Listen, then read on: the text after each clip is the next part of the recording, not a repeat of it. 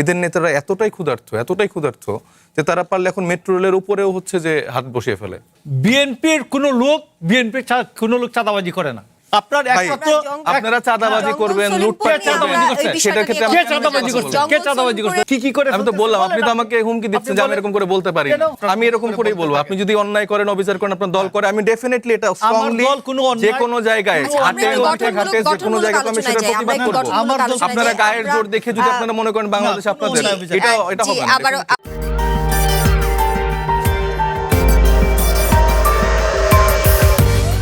ঈদটাকে কেন্দ্র করে দেখেন অনেক খামারি আছে, অনেক দরিদ্র কৃষক আছে, দরিদ্র খামারিরা আছে যারা আসলে একটা গরুই তাদের সম্বল, সারা বছর ধরে পালে বা 2-3 বছর ধরে পালে এবং হাটে তারা বিক্রি করে, এবং অনেকের টার্গেট থাকে ঢাকায় এসে বিক্রি করবে জানি একটু ভালো দাম পায়। কিন্তু সেক্ষেত্রেও যদি এই চাঁদাবাজদের খপ্পর থেকে বের হতে না পারে, মানে দেখেন সামান্য একজন মানে খামারি গরু ব্যবসায়ী, এদেরকেও হচ্ছে যে এই রাজনৈতিক দল বিএনপি আসলে ছাড় দিচ্ছেন না। এদের নেতারা এতটাই ক্ষুধার্ত যে তারা পারলে এখন মেট্রো রেলের উপরেও হচ্ছে যে হাত বসিয়ে ফেলে। আপনি আমার মনে হয় যে দেখার কথা যে মেট্রো স্টেশনের কয়েকটা জায়গায় তারা এরকম অস্থায়ী হাট বসিয়ে ফেলেছে। পরে যখন অনুসন্ধান করেছে এরা কারা, সেখানকার স্থানীয় বিএনপি এই সেই। আপনি এরকম যদি স্পয়েল কিটকে আপনি যদি আরো বেশি উৎসাহ দেন যে আচ্ছা ঠিক আছে ওটা করছে, সবার সামনে একটা হালকা করে একটা চট দিলেন, এইটুকি, আচ্ছা আর যেন কেন না হয়। তো এই শাসন তো বাংলাদেশের মানুষ দেখতে চায় না। আপনি যত বড় পরিবারই হন না কেন, আপনি আপনার পরিবার নিয়ে যদি আপনি বাংলাদেশের জনগণের ক্ষতি করেন, তাহলে ভাই আপনার এই পরিবারের থেকে নাত পরিবার থাকা ভালো। আপনার এত দলের বড়াই করে আপনি প্রত্যেকটা হাট মাঠ সব দখল করে চাঁদাবাজি করতেছেন এবং এটা বড়াই করে আবার বলতেছেন যে না এটা আসলে করা সম্ভব। এটা তো খুবই আনফরচুনেট। মানে আপনারা আপনাদের ভুল ত্রুটিগুলো একসেপ্ট করতে শিখেন, একসেপ্ট করে বলেন যে এটাকে আমরা আসলে সমাধান করব। বাংলাদেশ মানুষ খুব বেশি কিছু আসলে আমাদের থেকে এক্সপেক্ট করে না, তারা এটাই চায় যে আমরা যে প্রবলেমগুলো হচ্ছে সেটাকে একটু অ্যাড্রেস করব, সেটা একটু সলভ করার জন্য কাজ করব। কিন্তু সেটার দায়টাও যদি আমরা না নিতে পারি, বারবার আমরা যদি দায় সারা ভাই বলি না এটা তো হতেই পারে, এটা তো 17 বছর ধরে হয়েছে, তাহলে আমরা একটু কেন করব না, ইন্টিম গভর্নমেন্টের টাইমে অমুক্ত করছে, ইউনুস তো খারাপ, তমুক তো খারাপ। তা আপনি যদি সব খারাপের সাথে কম্পারিজন করে আপনিও আর একটা খারাপ হইতে চান, তাইলে ভাই বাংলাদেশের মানুষ কেন এত কষ্ট করলো, কেন আসলে এই প্রাণগুলো ঝরালো? তো আপনি গরুর হাট বলেন, আপনি যা বলেন, প্রত্যেকটা জায়গায় আপনি যদি হাটগুলা দেখেন, আমি আরেকটা রিপোর্ট দেখছিলাম না, শুধুমাত্র কেরানীগঞ্জের হাট থেকেই মানে সরকার কত পরিমাণ রাজস্ব আসলে হারাচ্ছে। এখানে যে এবার হাটের যে ইজারা দেওয়া হয়েছে, এটা কোনো রকম দরপত্র ছাড়াই অনেককে দিয়ে দেওয়া হয়েছে। এই যে মানে একটা পারিবারিককরণ, দলীয়করণ, মানে বিএনপি পুরো দেশ কেমন হচ্ছে যে তাদের একদম বাপদাদার সম্পত্তি, মানে দিবি না মানে কেন, এখানে অন্য কোনো কেউ আসলে এখানে পার্টিসিপেট করতে পারবে না, একটা নামমাত্র মূল্য দিয়ে হাট নিয়ে নিব, এবং হাটে যে খামারিরা আছে তারা সেখানে সাফার করতেছে, যারা কিনতে যাচ্ছে তারা সাফার করতেছে, মাঝখান দিয়ে তারা এগুলো লাভ করছে। আমি বুঝলাম না মানে বিএনপির কি কাজ এই মধ্যস্বত্বভোগীদের টাকাগুলো আসলে নিজের পকেটে নেওয়া, নাকি তিনি আসলে সরকারে আসছেন বাংলাদেশের মানুষকে একটু স্বস্তি দেওয়ার জন্য? বিএনপি বাংলাদেশকে বাপদাদার সম্পত্তি মনে করে না। বিএনপি বাংলাদেশকে আব্বার জমিদারি মনে করে না। এই জন্য অন্যদেরকে ভোট না দিয়ে বিএনপিকে ভোট দিয়েছে। বিএনপিকে এই জন্য ভোট দিয়েছে, মানে বিএনপিকে এবং অন্যদেরকে 6টা আসন দিয়েছে আর বিএনপিকে 2/3 মেজরিটি দিয়েছে। তো কথা বলার সময় একটু ম্যাপে বলতে হবে, কথা বলার সময় ম্যাপে বলতে হবে। তো চাঁদাবাজি তো যাদের ক্ষমতা আছে ওরা চাঁদাবাজি করে, এবং চাঁদাবাজি ওরা সবসময় ক্ষমতার সাথে থাকে। ওদেরকে গিয়ে প্রতিরোধ করেন ক্ষমতা থাকলে। এটা কি আমাদের দায়িত্ব না আপনাদের সাথে চাঁদাবাজি কেন করছেন এটা ঠেকাবো? বিএনপির কোনো লোক চাঁদাবাজি করে না। তাহলে প্রশ্নগত বিএনপির কোনো লোক চাঁদাবাজিতে নাই।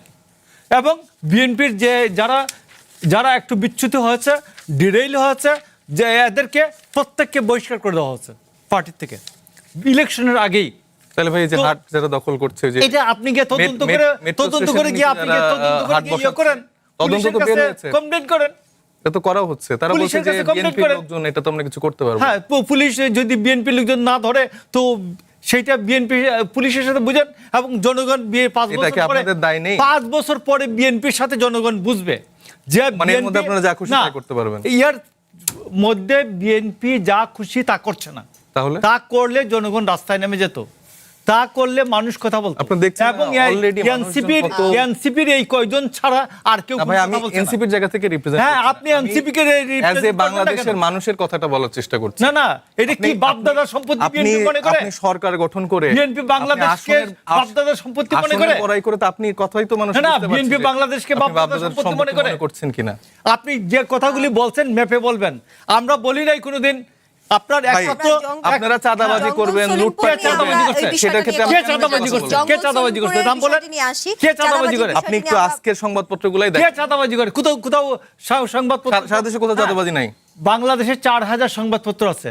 আমি আপনার নামে কালকে যা খুশি লিখে দিতে পারি, যে কোনো তাহলে সারা দেশে কোথাও চাঁদাবাজি হচ্ছে না? চাঁদাবাজি এই পিকআপগুলা যে নিয়ে আসতেছে সেখানে কেউ আগামী গরুহাটের লোকজন কোথাও কোনো ব্যবসা করতেছে না। আবহমান কাল ধরে চলে আসতেছে এবং এটা পার্ট অফ আপনার এটা চলবে এখনো, এবং এটা বৈধ, কারণ যেহেতু আপনারা না এইটা আস্তে আস্তে শেষ করতে হবে। 2/3 মেজরিটি এইটা আস্তে আস্তে শেষ করতে হবে। তো 2/3 মেজরিটি নিলেই তো বাংলাদেশ ইজারা নেওয়া হয় না যে আমার কথার বাইরে কেউ চলবে না। আমার কথার বাইরে, বিএনপির কথার বাইরে অনেকেই চলে, সরকারের কথার বাইরে অনেকেই চলে। পুলিশের সাথে অ্যালায়েন্স করে, পুলিশের সাথে অনেকেই চাঁদাবাজি করে। তো এবং এইটার জন্য বলে দিবেন বিএনপি বাংলাদেশকে তার বাপের সম্পত্তির মতো ইউজ করতেছে, এটা তো হলো না। তো দেখেন, হলো না। আমি যদি একটু পারমিশন একটু 1 মিনিট একটু অ্যাড করতে চাই। দেখেন, আমার সমালোচক কিন্তু নিজেই বলছেন যে যেহেতু অন্যদের আর কোনো কেউ সিট দেয় নাই, তোমরা 6টা সিট পেয়েছো, তোমরা কেন এত কথা বলবা? বাংলাদেশ মানুষ যেহেতু আমাদের ভোট দিছে, আমরা চাঁদাবাজি করব, আমরা হাটমাট দখল করব, আমাদের সকল স্বাধীনতা আছে। বসাই দিলে তো হবে না। 5 বছর পরে আমার মুখের উপর কথা বসাই দিলে তো হবে না। আমি তো বসাই দিচ্ছি না আমার মুখের উপর কথা বসাই দিলে আপনার কথাটা আপনি আপনারটা বলেন বিএনপি কি করে। আমি তো বললাম, আপনি তো আমাকে হুমকি দিচ্ছেন যে আমি এরকম করে বলতে পারি না। আপনি আমাকে হুমকি দেওয়ার কেউ না। দিচ্ছি না ভাই, আপনি আমি এরকম করেই বলবো। আপনি যদি অন্যায় করেন, অবিচার করেন, আপনার দল করে, আমি ডেফিনেটলি এটা স্ট্রংলি যে কোনো জায়গায় ঘাটে যে কোনো জায়গায় আমি সেটা প্রতিবাদ করব। আপনারা গায়ের জোর দেখে যদি আপনারা মনে করেন বাংলাদেশ আপনাদের, এটা হবে না। স্পেশালি আমি যদি বলি যে মানে স্বরাষ্ট্রমন্ত্রীকে যদি আপনি মার্ক দেন, তাহলে মানে 0 থেকে 19 যদি কিছু মার্ক দেওয়া যায় ওনাকে দেওয়া উচিত। এবং ওনার জায়গা থেকে উনি আরো অন্যান্য সব বিষয় আসলে তিনি মনোযোগ সহকারে আসলে দায়িত্ব পালন করছেন, সংবিধান রিলেটেড, সংস্কারকে বাধা দেওয়া রিলেটেড, এছাড়া ক্রিকেট বা অন্যান্য যত বিষয় আছে সবকিছুতে তার মানে ইন্টারেস্ট আছে। এবং তার আর হচ্ছে যে আমির খসরু মাহমুদের মধ্যে চলছে আসলে কে কত জায়গা দখল করতে পারে। তো এই একটা ইন্টারনাল এইসব গ্যাঞ্জামের মধ্যে সে আসলে তার হচ্ছে স্বরাষ্ট্র মন্ত্রণালয় বা দেশের আইন শৃঙ্খলা পরিস্থিতি নিয়ে তার আসলে খুব বেশি চিন্তা নেই। মাঝে মধ্যে খুব পিয়ার প্রেসারে পড়ে গেলে এসে হচ্ছে যে সে বলে যে না আমরা কি কঠোর ব্যবস্থা নিব। কঠোর ব্যবস্থা নিলে সর্বোচ্চ হতে পারে যে আমাদের বিরোধী দলগুলো আছে, আমরা যারা তাদের মত দমন করার ক্ষেত্রে তিনি কঠোর অবস্থান নিতে পারেন, তাদের বাসা থেকে তুলে নিয়ে যেতে পারেন। সর্বোচ্চ কঠোর অবস্থান বলতে আমি যদি বুঝে থাকি এইটা তার কঠোর অবস্থান হতে পারে। কিন্তু এই যে এরকম দুর্গম এলাকা বা যেসব জায়গায় আসলে এরকম চুরি ডাকাতি হচ্ছে, ছিনতাই হচ্ছে এবং সেখানকার জনগণ মোটামুটি অতিষ্ঠ। এবং আমি আরেকটা অ্যাড্রেস করতে চাই যে আমার শাহজাদপুর আমার আসন, সেখানে বিভিন্ন ওইখানে তো অনেক খামারিরা আছেন, তাদের বাসায় ডাকাতরা হচ্ছে চিঠি দিয়ে যাচ্ছে যে যদি গরু ছেড়ে দিয়ে না রাখো, আমরা রাত্রে মানে লিখে দিচ্ছে যে ডাকাতি করতে আসবো, নাহলে কিন্তু পরে সমস্যা হবে। তো এই চিত্রটা সারা বাংলাদেশ ব্যাপী এবং এই চিত্র সমাধানের জন্য কোনো আসলে ওইরকম কোনো উদ্যোগ আমরা দেখছি না। একের পর এক মৃত্যুর ঘটনা ঘটছে, একের পর এক খুনের ঘটনা ঘটছে। 100 দিনে এখন পর্যন্ত আপনি কোনো উদ্যোগ দেখছেন না? আপনি যদি মানে বিএনপির নিজেদের ইন্টারনাল গ্যাঞ্জামটাই দেখেন, আপনি মৃত্যুর সংখ্যাটা বলেন, মানে আপনি দেশের মানুষের মানে নিরাপত্তার জায়গা আমি বাদ দিলাম, আপনি নিজের দলের নেতাকর্মীদেরকে নিরাপত্তা দিতে পারছেন না। আবার আপনাকে কিছু যদি আমি বলি মানে সেটা নিয়ে আপনি অনেক রিয়াক্ট করতেছেন। এটা সব থেকে আনফরচুনেট যে মানে 3 মাসও হয় নাই তারা ক্ষমতায় আসছে এবং তাদের যে বডি ল্যাঙ্গুয়েজ, যেভাবে তারা আসলে এখন মানে অ্যারোগেন্টলি ডিল করার চেষ্টা করছে যে না আপনারা কেন বলবেন, মানুষ আমাদেরকে রায় দিচ্ছে, আমরা যা খুশি তাই করবো, আমরা চাঁদাবাজি করবো, হাটমাট দখল করবো, আমার আর বাপ দাদার সম্পত্তি হবে না, কি হবে এটা তোমার দেখার তো বিষয় না। তুমি 6টা সিট পাইছো, বাচ্চা মানুষ, তুমি চুপ থাকো। বাংলাদেশের কথা বলতে তো ট্যাক্স লাগে না। আমির খসরু মাহমুদ আর সালাউদ্দিন যত জায়গা পারেন দখল করতে, 2টা জায়গার নাম বলেন। জায়গা বলতে ভাই আপনার এই 2টা জায়গা বলেন। জায়গা বলতে বলেন আপনার ভূমি বলানো হয়নি। হ্যাঁ কি আপনি এই যে ব্যাংক দখল করতেছে, প্রতিষ্ঠানগুলো দখল করতেছে, আপনি কোন ব্যাংক দখল? আপনাকে আমি আপনাকে কিছু অ্যাড্রেস দিচ্ছি ভাই। এসালম গ্রুপ কার সাথে কাজ করছে? এসালম গ্রুপকে কে ফিরিয়ে আনলো? আপনি দেখেন এসালম গ্রুপের গাড়ি বহন নিয়ে এই আপনার সালাউদ্দিন আহমেদ আসেনি, শোডাউন করেননি, আপনারা তখন সাময়িক স্থগিত পথ করেননি। শুনেন, এটা 2024 সালের আগস্ট মাসের কথা। সেইখানে উনি তার সাথে সে কিভাবে connected হলো? তো ওই গাড়িতে উঠছে, এই জন্য এই সালাউদ্দিন সব জায়গা আমি দখল চিনি না করছে। জানি না, আমি সব ইন্ডিয়া জায়গা থেকে দখল শিলং করছে। থেকে যখন দেশে আসলাম, হ্যাঁ? আমি আউট অফ নোয়ার হচ্ছে যে এস আলমের গাড়িতে উঠে আমি গাড়ি ভর নিয়ে ঘুরলাম, আবার আপনারা তাহলে স্থগিত করলেন কেন পথটার?